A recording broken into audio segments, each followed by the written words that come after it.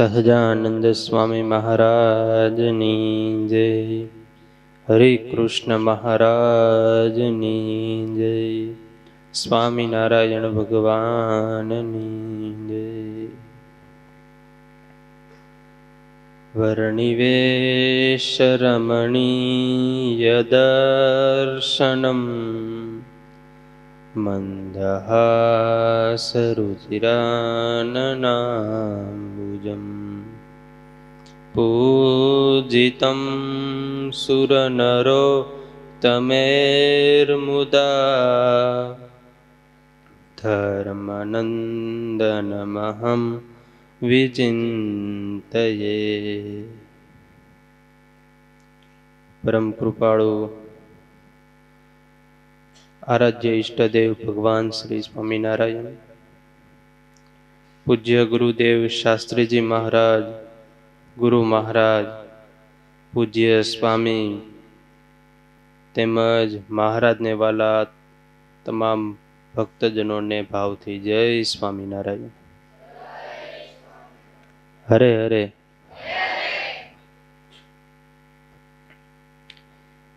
બદ્રિકાશ્રમની દિવ્ય સભામાં દુર્વાસા ઋષિ આવ્યા અને ધર્મદેવ, ભક્તિ માતા, તમામ સંતોને શાપ આપ્યો છે. એક બાજુ સૌના હૃદયમાં આનંદ છે કે હવે તો પ્રગટ ભગવાન પૃથ્વી ઉપર જન્મ ધારણ કરશે, ભરતખંડ ઉપરથી અધર્મનો નાશ થશે અને ધર્મનું સ્થાપન થશે. પણ સાથે સાથે બીજી બાજુ હૃદયમાં એ પણ ખેદ છે, ભગવાન પ્રગટ તો થશે પણ જ્યાં સુધી ભગવાનનું અવતરણ ન થાય ત્યાં સુધી અમને ભગવાનના દર્શન કરવા નહીં મળે. જ્યાં સુધી ભગવાન આવશે નહીં ત્યાં સુધી આ ભગવાન એ અમને બાથમાં ભેટશે નહીં. જ્યાં સુધી ભગવાનના દર્શન નહીં થાય, ભગવાનનું અવતરણ નહીં થાય ત્યાં સુધી અમને મીઠી વાણીએ કોણ બોલાવશે?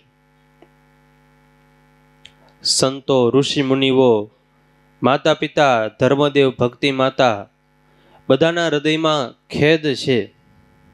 અને એ જ સમયે ભગવાને બધાને ધીરજ આપી છે. ભગવાન નર નારાયણ કે હે ઋષિવરો, તમે લેશ માત્ર પણ ચિંતા ન કરો, કારણ કે તમે જ્યારે ભારત દેશના સમાચાર આપ્યા ને ત્યારે જ મેં સંકલ્પ કરી લીધો હતો.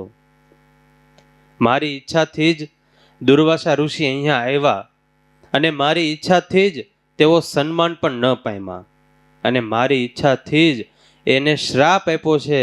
અને હવે મારી ઈચ્છાથી જ તમારું બધાનું પણ અને મારું પણ, આપણા બધાનું અવતરણ આ ભરતખંડની અંદર થશે. કર્મ ફલ કે જો મેં હું દાતા, મો વિન કર્મ જડ રૂપ રહાતા. બધા જ કર્મના ફળને આપનારો હું છું અને મારી સિવાયના જે પણ બધા કર્મો છે એ બધા જડ છે, અચેતન છે. એટલે સંતો તમે ચિંતા ન કરો, તમે તો મારા પ્રાણ છો, મારું સર્વસ્વ છો અને હું તમને છોડીને ક્યારેય પણ ક્યાંય જવાનો નથી, અખંડ તમારા હૃદયમાં રહેવાનો છું. આવી રીતે ભગવાને બધાને ધીરજ આપી અને પછી તો બધા જ ઋષિ મુનિઓએ, સંતોએ, માતા પિતા, ધર્મદેવ, ભક્તિ માતાએ હવે ભરતખંડમાં જન્મ લેવાનું નક્કી કર્યું છે. હવે આ સમાચાર બીજી બાજુ અસુરોને બધાને મળ્યા કે હવે પૃથ્વી ઉપર ભગવાન પધારવાના છે. એટલે અસુરોએ તાત્કાલિક મીટિંગ બોલાવી કે હવે આપણે ધર્મનો વિનાશ કરવાનો છે, કારણ કે અધર્મ પૃથ્વી ઉપર ફેલાઈ ગયો છે ને જો ભગવાનનું અવતરણ થશે તો ભગવાન ધર્મનું સ્થાપન કરશે. એમાં અસુરોમાં એક અસુરી સ્ત્રી છે, એને કીધું કે જ્યાં જ્યાં બધા ઋષિઓ જન્મ લે ત્યાં ત્યાં મારે પરિવારમાં, સગા સંબંધીમાં પ્રવેશ કરીને હું એની માં થાય અને માં થઈને હું એને કાયમ પાપ કરવાનું શીખવાડીશ. ત્યાં બીજી સ્ત્રીએ કીધું કે હું એની માસી થઈશ અને માસી થઈને ધર્મને ઉખેડી નાખીશ. ત્યાં ત્રીજી આસુરી સ્ત્રી એવું બોલી કે હું એની બેન થઈશ અને ભજનમાં વિઘ્ન કરવા માટે ખૂબ રડીશ. એક સ્ત્રી કે હું એની દીકરી થઈશ અને જે પણ એ ધર્મનો યશ કરશે એ તમામ યશનો હું વિનાશ કરી નાખીશ. પછી બધા અસુરો બોલ્યા છે. એક અસુર કે હું એનો પિતા થઈશ અને કરોડો વાતે, એક બે નહીં કરોડો વાતે હું એની પાસે પાપ કરાવીશ. એક અસુર કે હું એનો ભાઈ થઈશ અને અનેક પ્રકારના અધર્મમાં એને હું ફેંકી દઈશ. એક અસુર બોલ્યો હું એનો કાકો થઈશ અને પાપનો માર્ગ પાકો કરીશ. એક કે હું એનો મામો થાય અને બધા જ પાત્ર એના હશે એ બધા અધર્મથી હું ભરી દઈશ. એક કહે હું એનો બાળક બનીશ અને બાળક બનીને જે પણ ધર્મ ભક્તિનું કરતા હશે એનો હું કાળ બનીશ. એક અસુર કે હું એનો મિત્ર બનીશ અને તેના નિયમ માત્રને હું બધા નાશ કરી દઈશ. એક કહે હું એનો સખા બનીશ અને ભગવત ભક્તોમાં જે પરસ્પર સંબંધ હોય એમાં હું ઝઘડો કરાવીશ, કલેશ કરાવીશ, કંકાસ કરાવીશ. એક અસુર કે હું એનો સગો થઈશ અને કલ્યાણના માર્ગમાં દગો દઈશ. એક અસુર કે હું એનો ગુરુ થઈ અને ગુરુ થઈને હું એને અધર્મ શીખવાડીશ. આવી રીતે બધા અસુરો બોલ્યા છે. અવિદ્યાએ એવું કીધું છે કે હું એની પત્ની થઈશ. જે પણ જ્યાં ધર્મ ધારણ કરશે ત્યાં હું એની પત્ની થઈશ અને મારા મોહમાં એટલો બધો આસક્ત થઈ જશે કે ક્યારે પણ મને છોડીને જઈ નહીં શકે. આવી રીતે બધા અસુરોએ નક્કી કર્યું છે અને બધાએ મળીને જીવના ભૂંડા હાલ કેમ થાય, ધર્મની ધજાને આપણે કેમ તોડી નાખીએ, એવું બધાએ પ્રયાણ કર્યું છે. અને આ અસુરો ભૂંડા હાલ કરે એમ નહીં, અત્યારે પણ ઘણા અસુરો એવા હોય કે આપણા ભૂંડા હાલ કરી નાખે. જીવનો જે મોક્ષનો માર્ગ હોય, સુખી થવાનો માર્ગ હોય, એમાં એ બધા આપણને નડે. એ પછી વ્યસન રૂપી અસુર હોય તોય ભલે, સોશિયલ મીડિયા રૂપી અસુર હોય તોય ભલે, અને જીવંત મનુષ્ય રૂપે અસુર હોય તોય ભલે. આ બધા જ માધ્યમો એવા છે, કુસંગના ઠેકાણા કહેવાય આ બધા, કે એ માર્ગે આપણે જઈએ તો આપણો કલ્યાણનો માર્ગ હોય એ બંધ થઈ જાય. જે પણ સુખી થવાનો આપણો માર્ગ હોય એ આપણો માર્ગ બંધ થઈ જાય, અટકી જાય. ત્યારે આ બધા અસુરોએ ભેગા થઈને નક્કી કર્યું છે કે આપણે ધર્મનો વિનાશ કરશું. ત્યારબાદ મુક્તાનંદ સ્વામી દાદા ખાચરને આગળ સમુદ્ર મંથનની કથા સંભળાવે છે. ખૂબ જ 2 તરંગની અંદર આ કથા વર્ણવી છે. ઇન્દ્ર મહારાજાનો દેવાસુર સંગ્રામમાં વિજય થયો અને વિજય થયો એટલે એ સમયે ભવ્ય એમની શોભાયાત્રા નીકળી હાથીની અંબાડી ઉપર.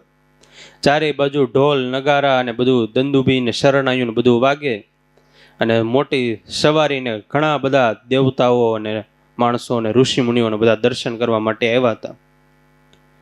ત્રિલોકીનો વિજય હતો એટલે આનંદ તો હોય. સવારી જતી હતી અને એમાં સામેથી વૈકુંઠમાંથી દુર્વાસા ઋષિ આવ્યા. હવે દુર્વાસા ઋષિ ભગવાનનો પ્રસાદીનો હાર લઈને આવ્યા હતા. એટલે ઋષિ મુનિને દુર્વાસા ઋષિને એમ થયું કે આ ભગવાનની પ્રસાદીનો હાર છે અને ઇન્દ્ર મહારાજાનો વિજય થયો છે, તો આ હાર ભગવાનની પ્રસાદીનો એમને આપું. એટલે હાથી હતો એ હાથીની સૂંઢમાં હાર આપ્યો અને હાથીએ સૂંઢમાં હાર આમ ઊંચો કર્યો. પણ હવે ચારેય બાજુ એટલા બધા લોકો, દેવતાઓ, ઋષિ મુનિઓ, એમાં હાર ક્યાંય ઇન્દ્ર મહારાજાને દેખાણો નહીં. ઘણીવાર એવું થતું હોય, લોકમાં કીર્તિ મળે, પ્રશંસા મળે, પછી સામાન્ય લોકો એ દેખાતા બંધ થઈ જાય. મોટી મોટી ગાડીઓ, BMW, મર્સિડીઝ, ઓડી, આ બધી ગાડીઓમાં ફરી એનો તો વાંધો નહીં, પણ એ ગાડીઓમાં બેઠા પછી રોડ ઉપર કાચની બહાર ઓલા ગરીબોના આંખના આંસુ દેખાતા બંધ થઈ જાય, એ મોટી તકલીફ છે. હાથીએ સૂંઢમાં આમ હાર ઊંચો કર્યો, થોડી વાર માટે રાખ્યો પણ ખરા, પણ ચારે બાજુ એટલા બધા લોકો એટલે ઇન્દ્ર મહારાજાને કઈ ખબર નહીં. અને થોડી વાર હાર રાખ્યો હાથીએ, પણ હાર લીધો નહીં રાજાએ, એટલે હારનો રસ્તા ઉપર કર્યો ઘા અને પગેથી કચડી નાખ્યો. હવે આ દ્રશ્ય જોયું દુર્વાસા ઋષિએ. આ તો ભાઈ દુર્વાસા ઋષિ ખાલી પવન વધારે ફૂંકાતો હોય તો પવનને પણ શાપ આપી દે. શાપ આપવાનો ખાલી મર્મ એટલો જ કે એ જ્યારે પણ કોઈ પણ વસ્તુ મર્યાદા લોપે એ આ દુર્વાસા ઋષિને ગમે નહીં. દુર્વાસા ઋષિનું અપમાન થયું, ભગવાનના પ્રસાદીના હારનું અપમાન થયું. એટલે પછી ધીરે ધીરે દુર્વાસા ઋષિની આંખો ફરકવા લાગી. આંખોમાંથી રક્ત રેખાઓ ફૂટી અને શરીરના 3.5 કરોડ રૂવાડા ઊભા થઈ ગયા અને આખું શરીર ધ્રુજારી લેવા લાગ્યું. આંખો પોળી થઈ ગઈ ને કમંડળમાંથી જમણા હાથમાં પાણી ભર્યું, અંજલિ ભરી અને ઇન્દ્ર મહારાજાને શ્રાપ આપ્યો, હે ઇન્દ્ર, તું તારા ધન સંપત્તિ અને સત્તાના મદમાં એટલો બધો અંધ છો કે આ ભગવાનની પ્રસાદીનો હાર એનું તે અપમાન કર્યું. જા, હું તને શ્રાપ આપું છું, તારી બધી જ સંપત્તિ નાશ થાય. આટલો ખાલી શ્રાપ આપ્યો ત્યાં દેવતાઓ બધા જ શ્રીહીન થઈ ગયા, દુઃખી થઈ ગયા. બધી જ સંપત્તિ સત્તા બધું જ દેવતાઓ પાસેથી, ઇન્દ્ર મહારાજા પાસેથી વયું ગયું. બધા દુર્વાસા ઋષિ તો જતા રહ્યા, પણ બધા જ ઋષિ મુનિઓ, દેવતાઓ, ઇન્દ્ર મહારાજા બધા દુઃખી અને ભગવાન પાસે આવ્યા. અંતે તો બધાને ભગવાનની જરૂર પડે જ. મોટા મોટા ડોક્ટરો, હાર્ટ સ્પેશિયાલિસ્ટો હોય, ન્યુરો સર્જનો હોય, તમામ પ્રકારના ઓપરેશનો કરી નાખે અને છેલ્લે પછી હારે એટલે શું કે હવે તમે ભગવાનને પ્રાર્થના કરો. ત્યારે અંતે જીવને તો ભગવાન પાસે ભગવાનનો સહારો લેવો જ પડે. પુરુષાર્થ આપણે કરીએ છીએ જીવનમાં, પણ પુરુષાર્થની સાથે સાથે જો પહેલેથી જ પ્રાર્થનાને આપણે ભેળવી દઈએ તો આપણા રસ્તા, આપણો માર્ગ એ ખૂબ જ સરળ બની જાય. આમ તો થોડાક સમય પહેલા અમે સંતો પૂજ્ય સ્વામીને હું પધરામણી માટે ગયા હતા સુરતમાં. અત્યારે તો બધે દેશ વિદેશમાં બધાને સમાચાર મળી ગયા. એક જ શબ્દ, સુરતમાં મંદી બહુ. પણ હવે આ મંદીને 6 મહિનામાં વિદાય આપવાની છે. કેટલા મહિનામાં? 6 મહિનામાં. ઘણી જગ્યાએ પધરામણી કરવા માટે ગયા એટલે ઘણા બધા હરિભક્તો, મોટા ભાગે, કારણ કે હીરાની નગરી સુરત કહેવાય, ઘણા બધા હરિભક્તો સ્વામીને કહેતા કે તમે કંઈક ઠાકોરજીને પ્રાર્થના કરો કે હવે આ મંદી જાય, એક ઠાકોરજી ધંધા બિઝનેસ હવે પાછા વ્યવસ્થિત શરૂ કરે. ત્યારે ઘણા બધાને સ્વામી આશીર્વાદ પણ આપ્યા છે, નિયમ પણ આપ્યા. ઘણા હરિભક્તોને હજી પધરામણી થઈ ન હોય અથવા તો ખબર ન હોય ત્યારે જે ટીવીના માધ્યમથી, સોશિયલ મીડિયાના માધ્યમથી ને આ યુટ્યુબના માધ્યમથી બધા જ હરિભક્તોને કહેવાનું, 6 મહિનામાં મંદીને અલવિદા કેવી હોય તો એના માટેનો એક નિયમ જે સ્વામી બધા હરિભક્તોને આપે છે. આપણા લાલા ઘનશ્યામ ખૂબ જ ચમત્કારી ભગવાન છે. ઘણા બધા હરિભક્તો, વિદ્યાર્થીઓ એને ભગવાન પાસે સંકલ્પ કર્યો હોય અને પ્રાર્થના કરી હોય તો એના સંકલ્પ પણ સિદ્ધ થયા હોય એવું છે. પણ કહેવાય ને, આ બધી વસ્તુમાં જોઈએ શ્રદ્ધા. શ્રદ્ધા માતેવ સર્વેશામ. શ્રદ્ધા છે સર્વ સાધનોની માતા કહેવાય. નિયમ એવું છે કે 6 મહિના સુધી ભગવાનની આગળ, લાલા ઘનશ્યામની આગળ એને ભગવાનનો ફોટાની પ્રિન્ટ કઢાવી નાખવાની અને એ ભગવાનનો ફોટો સામે રાખવાનો. 6 મહિના સુધી રોજ ભગવાનની સામે 11 માળા, 21 માળા, તમારે જે પણ 11, 21, 51 જે પણ ભાવ એ પ્રમાણે તમે શ્રદ્ધા પ્રમાણે માળા કરવાની. માળા શરૂ કરી એની પહેલા ભગવાનને પ્રાર્થના કરવાની અને પછી માળા જ્યારે પણ શરૂ કરીએ ત્યારે જ્યાં સુધી માળા પૂરી ન થાય ત્યાં સુધી કાંઈ પણ બીજા સંકલ્પ નહીં કરવાના. આવી રીતે 6 મહિના સુધી માળા કરવાની શ્રદ્ધા રાખીને તો 100% 6 મહિનામાં એનું પરિણામ મળે. પણ શ્રદ્ધા જોઈએ, વિશ્વાસ જોઈએ ઠાકોરજી ઉપર. કારણ કે આમાં તો એવું છે, જે જેટલી શ્રદ્ધા રાખે, જે વધુ શ્રદ્ધા રાખે એને એ પ્રમાણે ફળ મળે. ઓછી શ્રદ્ધા રાખે, મીડિયમ શ્રદ્ધા રાખે તો એ પ્રમાણે ફળ મળે. અને પછી શ્રદ્ધા હાવ ઓછી જ હોય તો પછી કાં ફળમાં વાર લાગે કાં તો એ પ્રમાણે ફળ મળે. જેને જેટલી શ્રદ્ધા એને એ પ્રમાણે ફળ મળે. ઘણા જગ્યાએ પધરામણી કરવા જાય ત્યાં એને શારીરિક બીમારી હોય, મગજનું કેન્સર, મોઢાનું કેન્સર, તો એના માટે પણ આ ઉપાય છે. શારીરિક, આર્થિક કે માનસિક કોઈ પણ રોગ હોય, કોઈ પણ બીમારી હોય, કોઈ પણ પ્રશ્ન હોય, પણ ખાલી 6 મહિના સુધી ભગવાનની આગળ માળા ફેરવે તો એના તમામ પ્રશ્નનું સમાધાન એ ભગવાન કરી દે છે.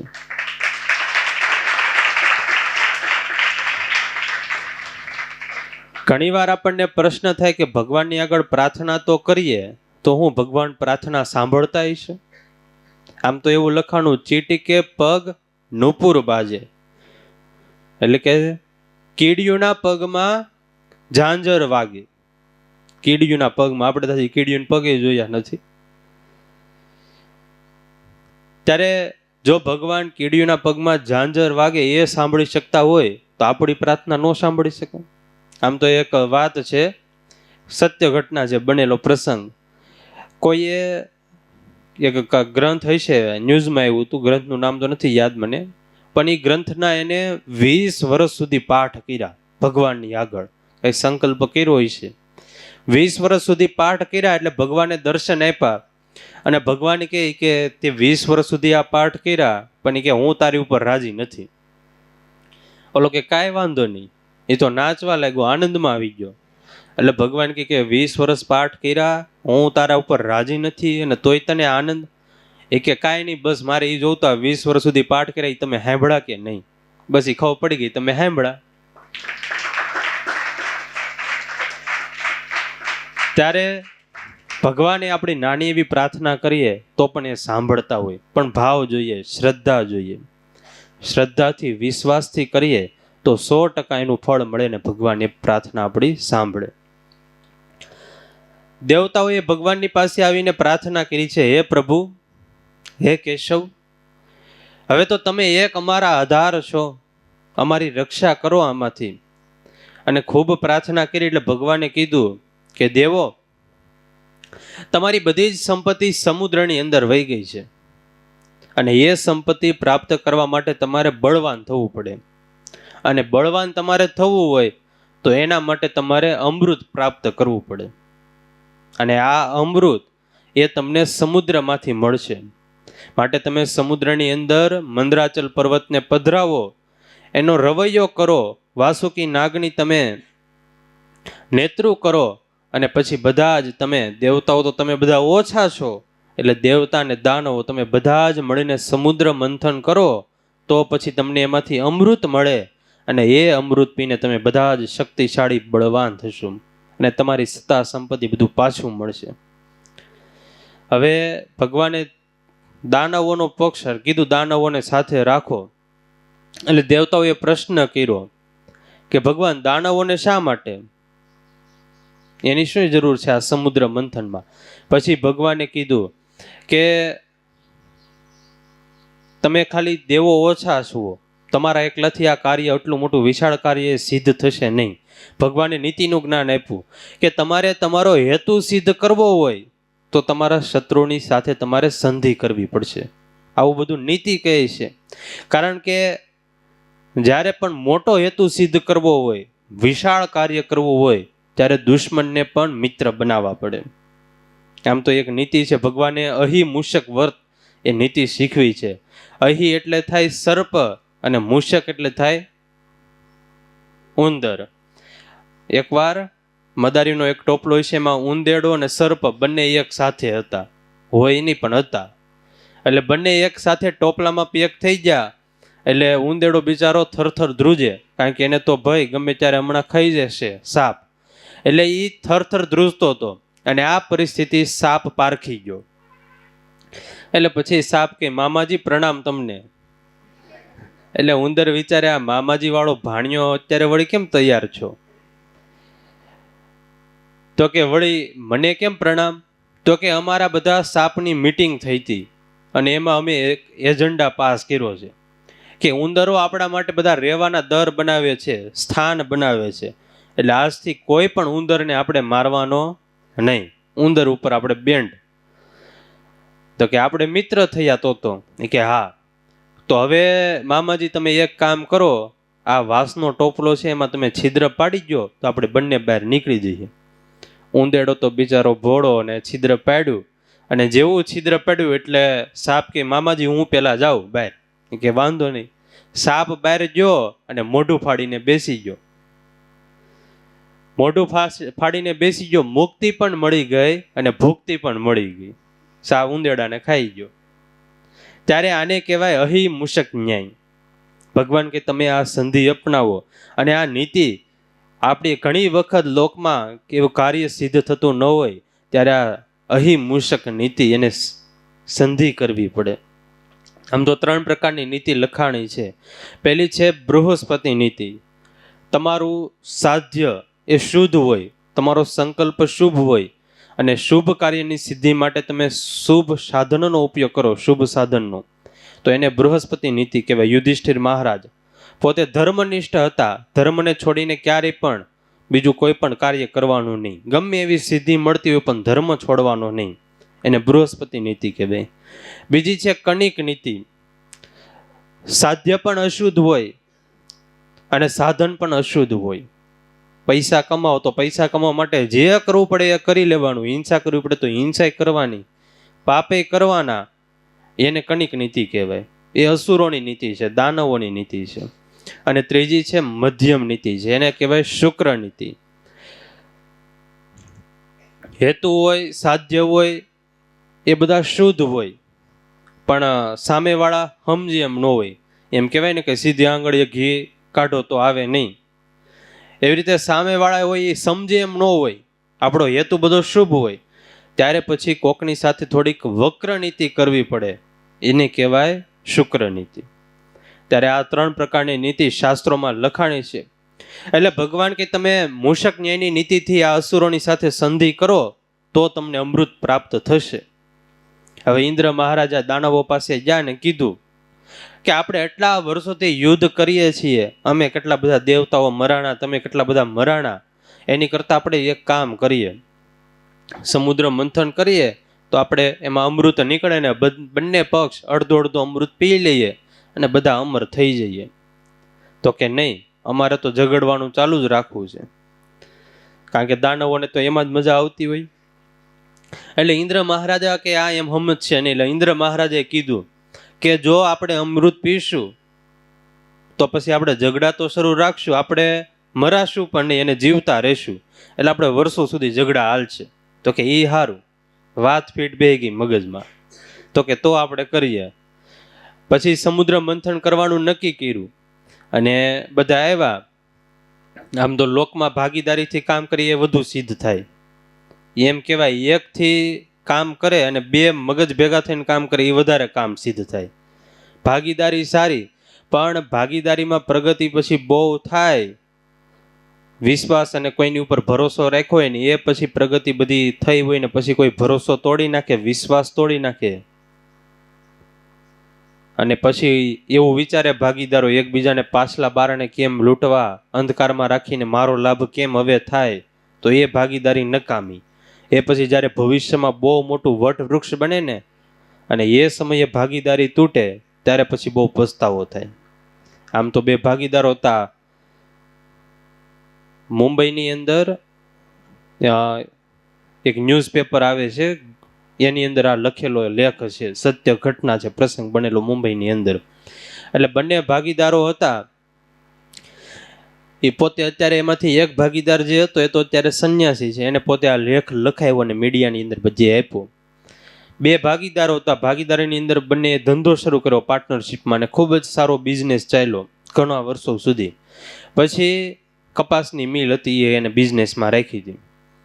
ઘણો એવો સારો એવો બિઝનેસ ચાલ્યો બંને ભાગીદારો વચ્ચે. એમાંથી એક ભાગીદાર હતો એને થોડીક બીજા ઓલા એને ઈર્ષા ભાવ થયો હશે કે આને જો હું મારી નાખું તો આ બિઝનેસ એકલા મારો થઈ જાય અને બધો નફો બેનિફિટ એમ મને મળે.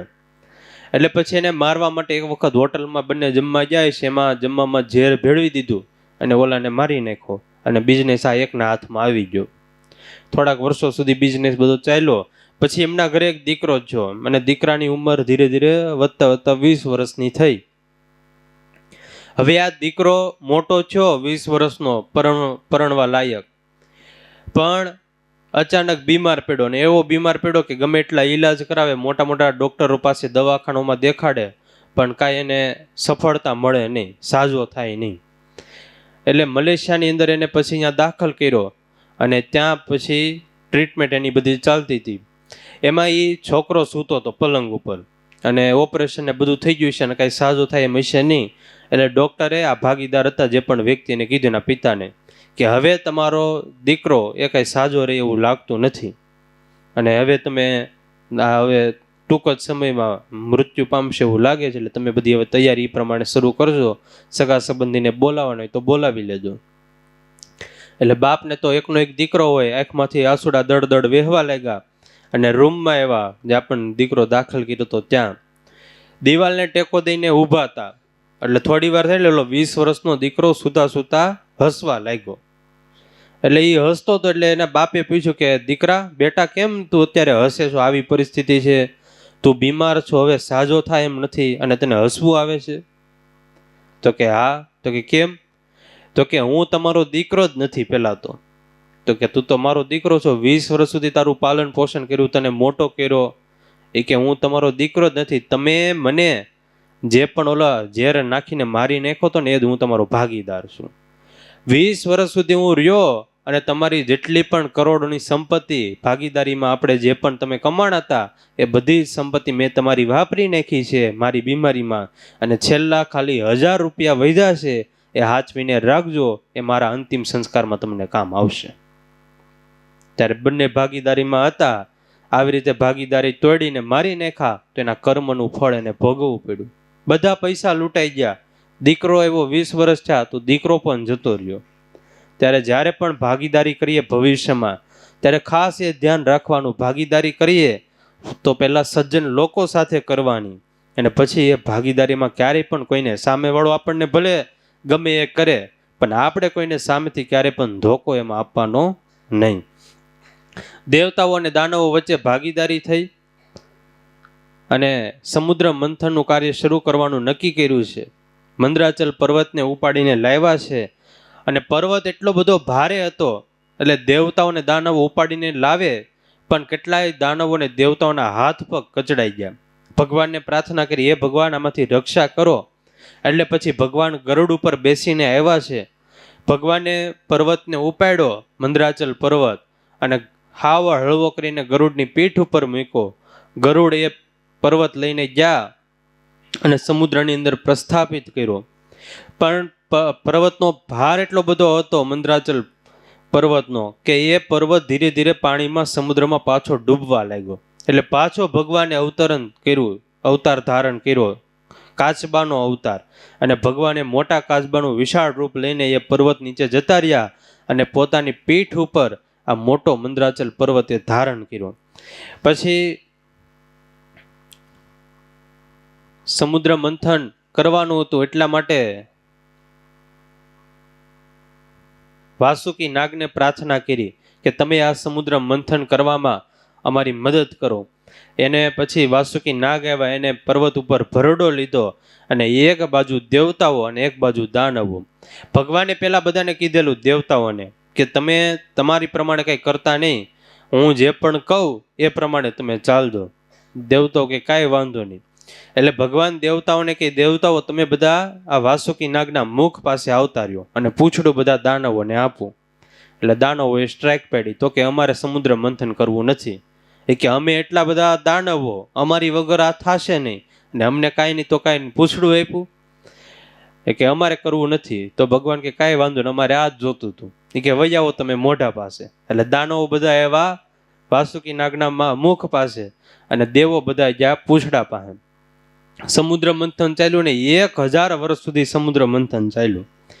સમુદ્ર મંથન કર્યું એટલે વાસુકી નાગ હતા એ થોડા હળવા થયા, એનું શરીર ઢીલું પડ્યું અને એના અંદરમાં રહેલો જે પણ વિશાળ અગ્નિ હતો એ બધો મુખ દ્વારા બહાર નીકળ્યો. હવે મુખ પાસે કોણ ઊભું હતું? દાનવો. હવે એ અગ્નિ બહાર નીકળ્યો એટલે બધા જ અગ્નિથી દાનવો બધા જ કાળા મેષ જેવા થઈ ગયા. ખાલી આંખો દેખાય એકબીજાની, બીજું કાંઈ દેખાય નહીં. અને કાંઈ કહી પણ ન શકે, કારણ કે એને જ પસંદગી કરી હતી મુખની, એટલે એકબીજાને કાંઈ ફરિયાદ પણ ન કરી શકે. ને ત્યારથી આપણે જ્યારે પણ દાનવો દોરીએ ત્યારે કેવા દોરીએ? કાળા. પછી પાછું સમુદ્ર મંથન ચાલ્યું, અને સમુદ્ર મંથન કરતા કરતા સૌથી પહેલા હળાહળ વિષ નીકળ્યું, કાલકૂટ ઝેરી વિષ. હવે અમૃત તો જોઈએ છીએ બધાને, પણ આ વિષનું કરવું શું? એની પહેલા બધા જ દેવતાઓને પ્રાર્થના કરી, આ વિષ તમે ગ્રહણ કરો, તમે ગ્રહણ કરો. તો કે નહીં, અમે આ વિષનો સ્વીકાર ન કરીએ, કારણ કે ખૂબ જ ઝેરી વિષ. પછી બધા મહાદેવની પાસે ગયા, શંકર ભગવાનની પાસે, અને શંકર ભગવાને આ વિષ ગ્રહણ કર્યું, અને આ ઝેર એ શંકર ભગવાને પીધું. પાછું સમુદ્ર મંથન આગળ ચાલ્યું, ને અલગ અલગ બધા જ રત્નો નીકળવા લાગ્યા. સૌથી પહેલા કામદુગ્ધા ગાય નીકળી છે. ઋષિ મુનિઓ આવ્યા ભગવાનની પાસે, ભગવાન અમારે તમારો યજ્ઞ કરવાનો હોય, તમારું તપ કરવાનું હોય, એમાં દૂધ ઘી વગેરે બધા દ્રવ્યોની જરૂર પડે, તો આ ગાય અમને આપો. ભગવાને ઋષિ મુનિઓને બધાને આ ગાય આપી છે. પાછું સમુદ્ર મંથન આગળ ચાલ્યું, અને સરસ મજાનો સુંદર અશ્વ ઘોડો નીકળ્યો છે. અદ્ભુત એમની શોભા હતી. ઘોડો નીકળ્યો અશ્વ, એટલે એને લેવા માટે બલિરાજા આવ્યા, અને બલિરાજાએ આવીને કીધું કે ભગવાન આ ઘોડો મને આપો. ભગવાન કે કાંઈ વાંધો નહીં, તમે લઈ જાઓ. પાછું સમુદ્ર મંથન ચાલ્યું, અને એરાવત હાથી નીકળો 7 સૂંઢ વાળો. હવે બલિરાજા પહેલા તો ઘોડો લઈ જતા, એટલે પાછા તો કાંઈ આવે નહીં. થોડીક વાર ધીરજ રાખી હોત તો હાથી મળત, પણ હવે તો કાંઈ બોલાય એમ હતું નહીં. એટલે પછી એરાવત હાથી હતો એ ઇન્દ્ર મહારાજાને આપ્યો, અને સમુદ્ર મંથન આગળ ચાલ્યું. પછી કૌસ્તુભ મણિ આવ્યો, સરસ મજાનો સર્વશ્રેષ્ઠ આભૂષણ કહેવાય આ દુનિયાનું કૌસ્તુભ મણિ. હવે આ મણિ આપવો કોને? એટલે બધા દેવતાઓને દાનવોએ નક્કી કર્યું કે આ આખા સમુદ્ર મંથનમાં મુખ્ય યશ કોઈનો આપણને હોય તો એ ભગવાનનો છે. એટલા માટે કોઈને પણ પક્ષપાત ન થાય, એટલે આપણે ભગવાનને આ મણિ આપીએ. અને જ્યારે જ્યારે ભગવાનનું કાંઈ પણ શ્રી વિગ્રહનું વર્ણન આવે, ત્યારે સૌથી પહેલા આ કૌસ્તુભ મણિ એ ભગવાનના કંઠમાં હોય એને યાદ કરવામાં આવે છે. એટલે આ મણિ ભગવાનને આપ્યો, અને પછી પારિજાત વૃક્ષ નીકળ્યું, એ દેવતાઓનો જે પણ બગીચો હતો એમાં સ્થિર કરવામાં આવ્યું. અને પછી સમુદ્ર મંથન આગળ ચાલ્યું, એટલે એમાં સાક્ષાત ભગવતી લક્ષ્મીજી નીકળ્યા. હવે લક્ષ્મીજી આવ્યા, એનું અવતરણ થયું, એટલે એનું પિયર સમુદ્ર કહેવાય, કારણ કે સમુદ્રમાંથી નીકળ્યા. એના ભાઈ ચંદ્રમા કહેવાય. અને લક્ષ્મીજી પ્રગટ થઈ એટલે પૃથ્વી દેવીએ અભિષેક કર્યો, ગાયોએ પંચગવ્ય અર્પણ કર્યું, વસંત ઋતુએ અનેક પ્રકારના પુષ્પોના હાર અર્પણ કર્યા, સમુદ્રએ સરસ મજાના પીળા વસ્ત્રો અર્પણ કર્યા, નાગ હતા, સર્પો હતા, એને સરસ મજાના કુંડળ અર્પણ કર્યા, વિશ્વકર્માએ અનેક પ્રકારના આભૂષણો આપ્યા, સરસ્વતીએ સફેદ મોતીનો હાર આપ્યો, બ્રહ્માજીએ સરસ મજાનું પદ્મ અર્પણ કર્યું, અને સરસ મજાની લક્ષ્મીજીની અદ્ભુત શોભા થઈ. હવે દેવતાઓ, રાજાઓ બધાને અંદરથી એવું કે લક્ષ્મીજીના લગ્ન અમારી સાથે થાય, બધાને ઈચ્છા એવી કે લક્ષ્મીજી અમને મળે. એટલે પછી બધાએ સમૂહમાં એવું નક્કી કર્યું કે આપણે લક્ષ્મીજીને હાર આપીએ. સ્વયંવર યોજાણો, જે પણ હાર લક્ષ્મીજી જેને પણ હાર પહેરાવે એની સાથે એમના લગ્ન થશે. અને લક્ષ્મીજી હાર લઈને નીકળ્યા, બધાની સામું દ્રષ્ટિ કરતા જાય. સૌથી પહેલા દુર્વાસા ઋષિ હતા. હવે દુર્વાસા ઋષિ તપસ્વી બહુ, તેજસ્વી બહુ, પણ ક્રોધી બહુ. એટલે પછી કોઈ પણ કન્યા હોય એને પરણવું હોય તો પહેલા જોવો પડે મૂર્ત્યો કેવો છે. ક્રોધી હોય ને વાતે વાતે ઝઘડા કરતા હોય તો પછી કાંઈ આખી જિંદગી મજા આવે નહીં. એટલે પછી લક્ષ્મીજી આગળ ચાલ્યા. આમ તો આ કથા વાસુદેવ મહાત્મ્યમાં ખૂબ જ વિસ્તારથી લખાણી છે, પણ આપણે સમય પ્રમાણે અત્યારે ટૂંકમાં લેશું. આગળ લક્ષ્મીજી ચાલ્યા એટલે પછી ત્યાં બ્રહ્માજી બેઠેલા, પરશુરામજી બેઠેલા, ઇન્દ્ર બેઠેલા, બધા જના દર્શન કરતા જાય. પણ બધા જના જીવનમાં એકાદો તો અવગુણ હોય જ. બધાના ગુણ ઘણા બધા હોય, પણ એકાદી વસ્તુ કાંઈક ને કાંઈક ખૂટતી હોય. એટલે લક્ષ્મીજીએ વિચાર કર્યો કે બધાની ઉપર દ્રષ્ટિ કરી, પણ બધા જ સર્વગુણ સંપન્ન હોય એવું કોઈ લાગતું નથી. એટલે ફરતા ફરતા ફરતા પછી છેલ્લે લક્ષ્મીજી ભગવાન સાક્ષાત નારાયણ પાસે ગયા, અને ભગવાન ઉપર દ્રષ્ટિ કરી તો એક તો ભગવાનનું સ્વરૂપ પણ એવું સરસ મજાનું સુંદર, અને બીજું ભગવાનને જોયા તો ભગવાન એ સર્વગુણ સંપન્ન હતા. એક પણ પ્રકારનો ભગવાનમાં અવગુણ નહોતો. બધા જ પ્રકારના ગુણો એ ભગવાનની અંદર જોવા મળ્યા. અને પછી લક્ષ્મીજીએ ભગવાનને વરમાળા પહેરાવી, અને ભગવાન નારાયણ અને લક્ષ્મીજી બંનેના વિવાહ થયા, લગ્ન થયા. હવે અમૃત તો આજે નીકળવાનું બાકી હતું, એટલે પાછું સમુદ્ર મંથન આગળ ચાલ્યું. હવે સમુદ્ર મંથન ચાલતું હતું એટલે અસુરો બધા ઊભા રહી ગયા કે હવે અમારે કરવું નથી. ભગવાન કે કેમ? તો કે અત્યાર સુધી સમુદ્ર મંથન કર્યું એમાં અત્યાર સુધી ખાલી અમને એક અશ્વ ઘોડો આપ્યો, બાકી અત્યાર સુધી હારી હારી વસ્તુ નીકળી એ બધી તો દેવતાઓ લઈ ગયા. એટલે ભગવાને દેવતાઓને કીધું કે દેવતાઓ તમે કહીજો દાનવોને હવે જે પણ વસ્તુ નીકળે એ તમારી. દાનવોને કીધું એટલે દાનવો તો રાજી થઈ ગયા. તો કે કાંઈ વાંધો નહીં, હાલો હવે કરીએ. પાછું સમુદ્ર મંથન ચાલ્યું દેવો ને દાનવો વચ્ચે, અને પાછું સમુદ્ર મંથનમાંથી વારુણી નામની મદિરા નીકળી. હવે કોને આપવાની હતી? દાનવોને. પાછું સમુદ્ર મંથન આગળ ચાલ્યું અને પછી સમુદ્ર મંથનના ફળ સ્વરૂપે ભગવાન ધન્વંતરી એ અમૃતનો કળશ લઈને બહાર પધાર્યા. હવે દાનવો વિચાર કરે કે અત્યાર સુધી તો જે છું એ આપણે ખાલી મદિરા અને ઘોડો ભલે આવ્યો, પણ હવે ફાઇનલ તો આપણા હાથમાં જ આવવું જોઈએ અમૃત. દેવતાઓ તો આજે વિચાર કરે અને લેવા જાય એની પહેલા તો દાનવોએ અમૃતનો કુંભ જોટીને લઈ ગયા.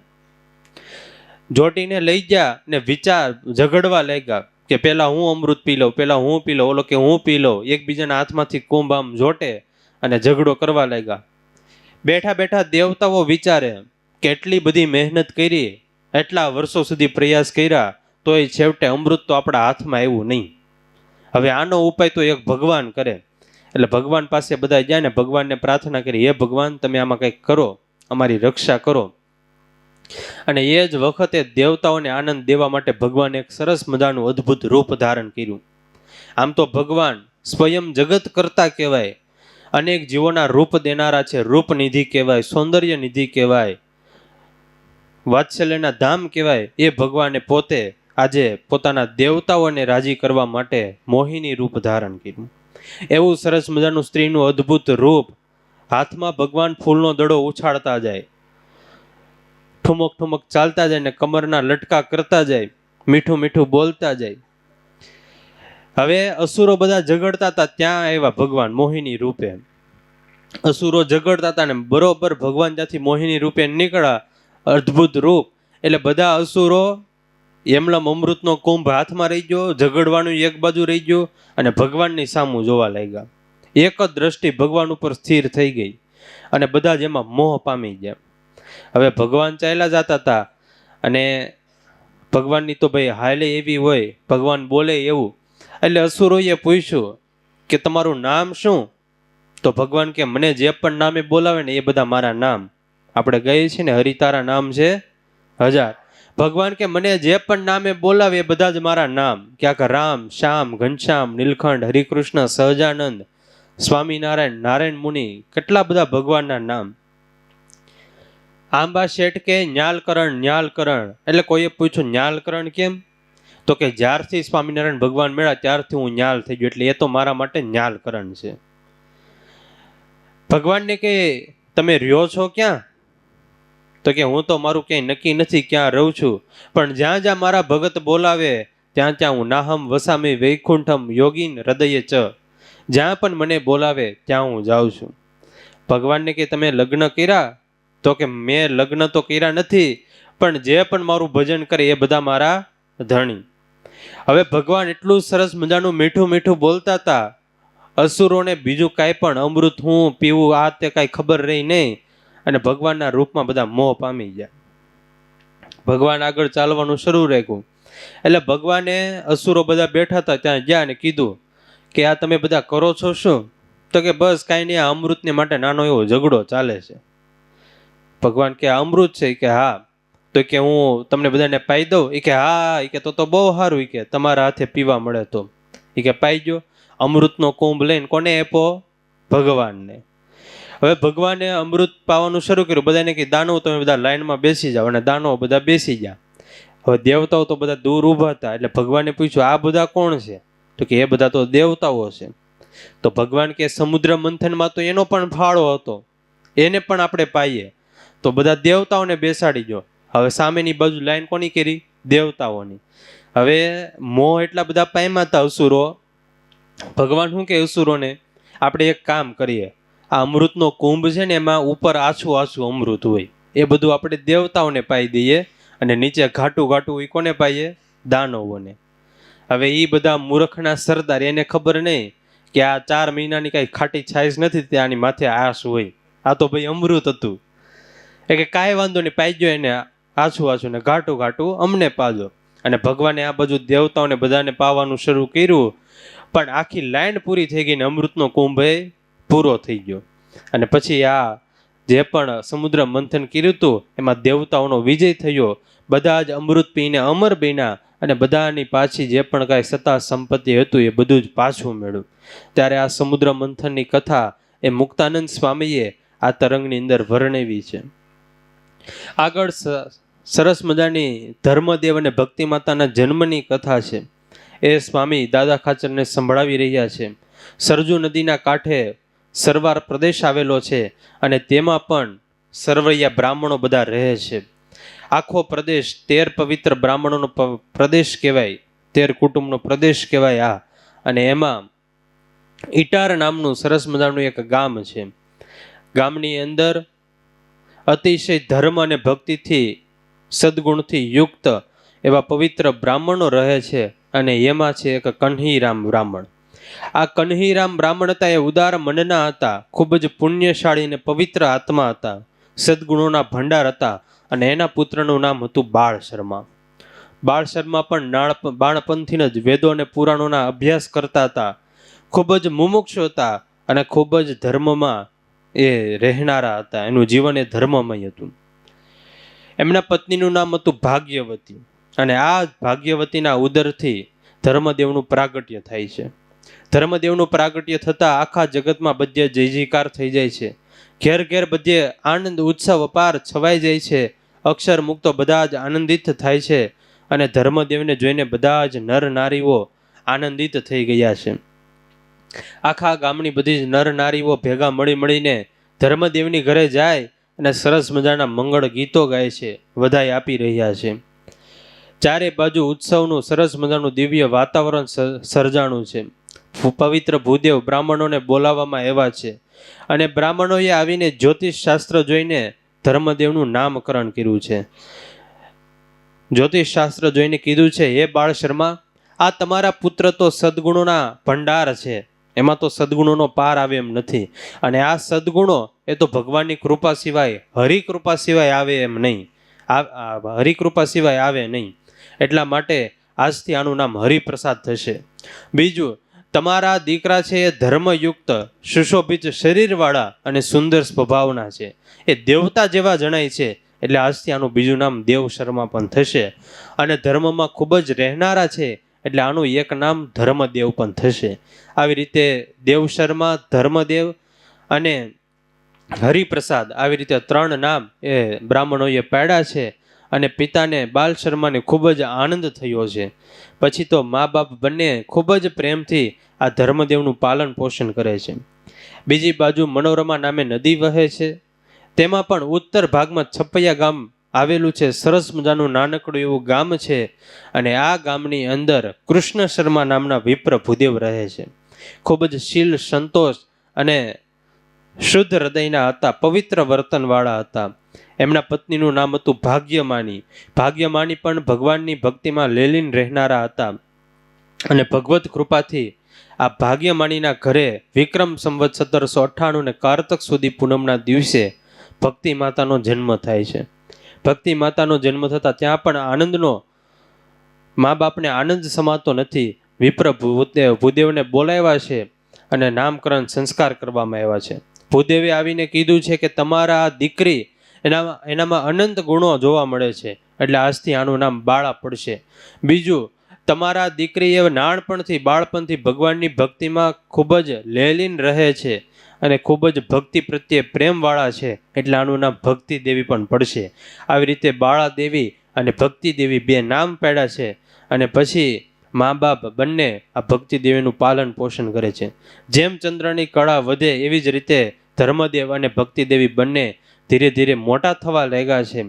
અને દીકરી ભક્તિ દેવીના સદગુણો જોઈને એક વખત પિતાને મનમાં વિચાર થયો છે કે હવે મારી દીકરી મોટી થઈ છે, વિવાહ યોગ્ય થઈ છે, તો હવે આના હું હવે લગ્ન કરાવું. બાળપણથી જ ભક્તિ દેવી ખૂબ જ ભક્તિ કરતા, એટલે પિતા કૃષ્ણ શર્માને ખબર હતી કે મારા ભક્તિ દેવીના લગ્ન એ સરવાર પ્રદેશમાં બાળ શર્મા છે એ ઉચ્ચકૂર્ણ છે અને એનો દીકરો ધર્મદેવ એ ખૂબ જ ધર્મમાં રહેનારા છે, એની સાથે જો હું લગ્ન કરાવું તો એ બંનેનું ખૂબ જ દાંપત્ય જીવન એ સુખેથી પસાર થાય. એટલા માટે પછી કૃષ્ણ શર્માએ પવિત્ર ભૂદેવને બોલાવ્યા છે અને લગ્નની વિધિ બધું લગ્ન લખાવાનું નક્કી કર્યું છે. આમ તો અત્યારે સિસ્ટમ એવી થઈ ગઈ કે પહેલાં બધા જોવા જાય, પછી સગાઈ થાય અને પછી લગ્ન થાય. પહેલાં લગ્ન થતા ત્યારે સામે સામે નક્કી થઈ ગયું હોય, પતિ પત્ની એ જોયું પણ ન હોય કે વર કેવો છે. અત્યારે તો લગ્ન પહેલાં વર 50 વાર ઘરે આવી ગયો હોય એટલે ખબર જ હોય વરભાઈ આવા છે એમ. આમ તો પેલા લગ્ન જોયા વગર થતા તોય વધારે ટકતા, અને અત્યારે 50 વાર જોઈને લગ્ન કરે તોય ટૂંક સમયમાં તૂટી જાય લગ્ન. એક ભાઈ હતા સુરત હતા ને ત્યારે, એટલે ઘણીવાર મને કહેતા કે ભગવાનને તમે પ્રાર્થના કરો તો મારા લગ્નનો કંઈક મેળ પડે. ઘણા 3-4 વર્ષ સુધી મને કીધું છે. એટલે મેં કીધું વાંધો નહીં, ભગવાનને કંઈક પ્રાર્થના કરશું. અને એક દિવસ એ આવ્યા એટલે ખૂબ જ આનંદમાં હતા. એટલે હું સમજી ગયો કે ભાઈના લગ્ન નક્કી થઈ જાય છે. એટલે મેં પૂછ્યું લગ્ન નક્કી થઈ જાય? તો કે હા. કેદી છે? કે બસ હવે મહિના પછી જ રાખ્યા છે.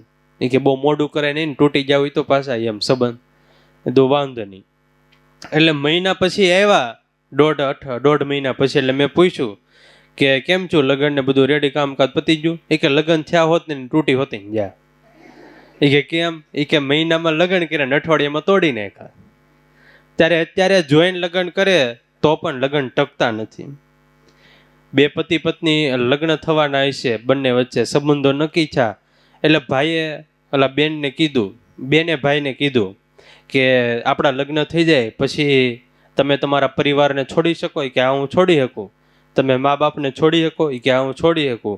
પછી કે આપણે અહીંથી કે બીજા દેશમાં રહેવા જવાનું થયું, વિદેશની અંદર, અમેરિકા, લંડન, ઓસ્ટ્રેલિયા, તો તમારો બિઝનેસ બધો હોય એ તમે છોડી શકો? કે આ છોડી શકો.